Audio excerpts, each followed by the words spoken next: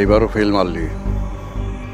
ওই মাস্টার বাড়ির ভাড়াটা গুন্ডা লেগে তো কিছু করবার পারতেছি না ভাই। ও যে কেমনে গুলি চালায় আমার তো ওরা সাধারণ লোক মনে হয় না মেম্বার সাহেব।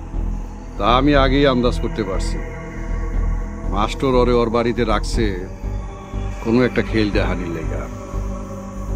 আচ্ছা আমার একটা কথা ক দেখি, এই যে গুলতি, বিজলি আর খয়ের অগো কাহিনীটা কি?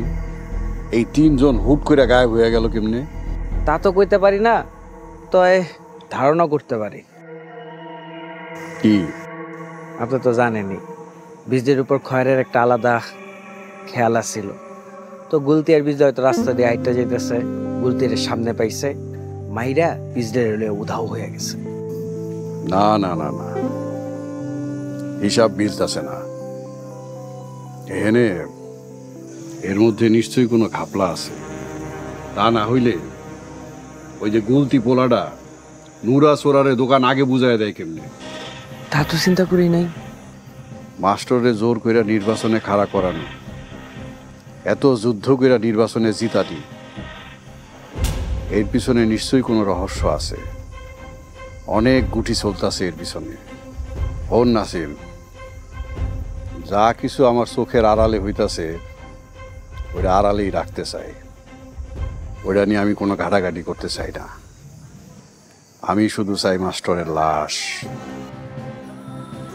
মাস্টারের লগে আমার বহু দিনের বহু হিসাব আমি একেবারে শেষ করে দিতে চাই। জি চেয়ারম্যান সাহেব। আর যদি তা না হয় আমি কইলাম নিজেই মাঠে নামুন, সমস্ত কিচ্ছা কাহিনী খুঁজা বাইর করুম, কেউ এক চুলো সার পাবি না। আইজ রাইতে হয় আমি মরবো, নয় মাস্টার মরবো। জান, কথা দিলাম কাল মাস্টার লাশ আপনার চোখের সামনে আইব। এই তো বাঘের বাচ্চার মতন কথা। যা মাস্টার রে খাইয়া দিয়া।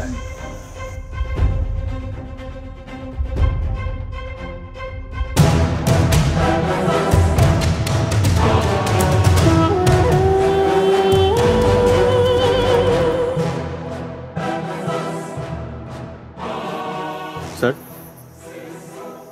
স্যার, আপনাকে অনেক চিন্তিত মনে হচ্ছে।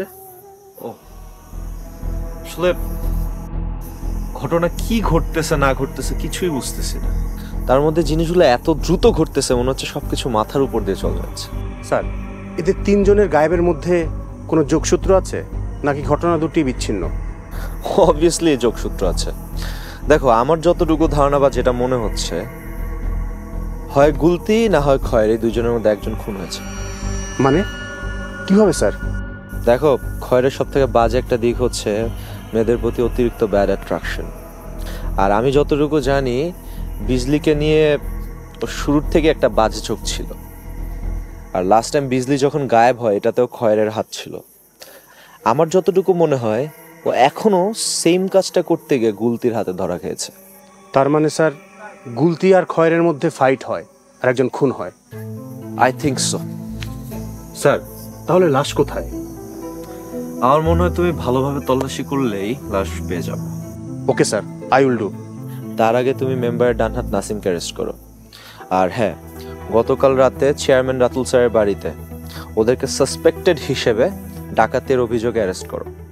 আমি আগামীকাল চেয়ারম্যান রাতুল স্যারকে নিয়ে থানায় একটা অভিযোগ করিয়ে রাখতেছি, আর অভিযোগ হওয়ার সাথে সাথে তুমি তাকে অ্যারেস্ট করবা।